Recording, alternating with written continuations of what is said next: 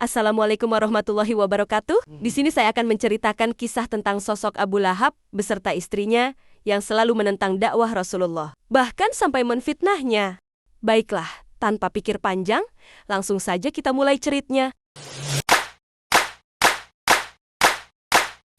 Di tengah kota Mekah yang panas dan berdebu, hiduplah seorang bangsawan Quraisy bernama Abu Lahab, paman dari Nabi Muhammad SAW.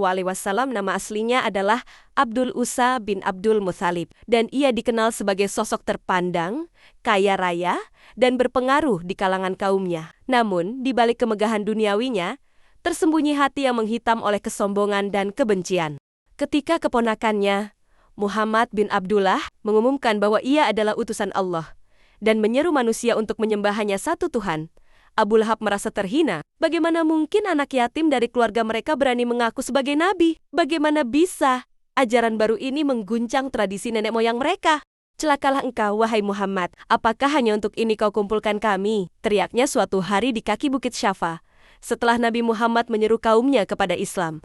Di sisi Abu Lahab berdiri Ummu Jamil, istrinya Arwa binti Harb, saudari dari tokoh besar Quraisy lainnya, Abu Sufyan. Ia adalah wanita yang cantik dan terhormat, namun lidahnya tajam seperti pisau. Setiap hari, ia menabur fitnah, menyebarkan kebohongan tentang Nabi Muhammad, dan memerintahkan anak-anaknya untuk menceraikan putri-putri Nabi. Ummu Jamil menjelma menjadi duri dalam setiap langkah dakwah Rasulullah.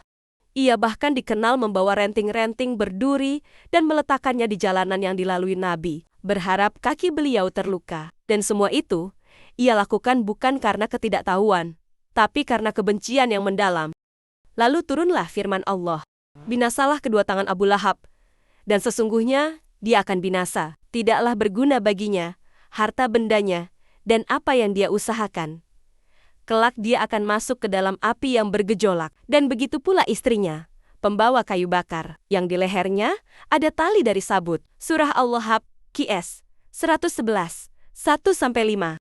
Ayat ini menggema di seluruh jazirah Arab, menjadi kutukan abadi bagi dua manusia yang keras kepala dan angkuh.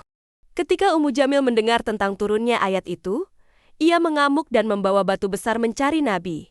Namun saat ia mendekat, Allah menutupi penglihatan matanya, dan ia tidak bisa melihat Nabi yang saat itu duduk di Masjidil Haram bersama Abu Bakar as-Siddiq.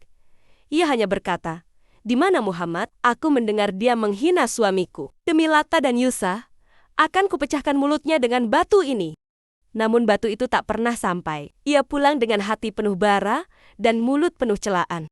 Waktu berlalu, Abu Lahab jatuh sakit tak lama setelah perang Badar, perang yang mempermalukan Quraisy dan menyayat harga dirinya. Ia terserang penyakit kulit yang menjijikkan hingga keluarganya sendiri tak berani mendekat. Tubuhnya membusuk dan akhirnya ia mati dalam kehinaan, tanpa disalatkan dan tanpa dimakamkan dengan layak.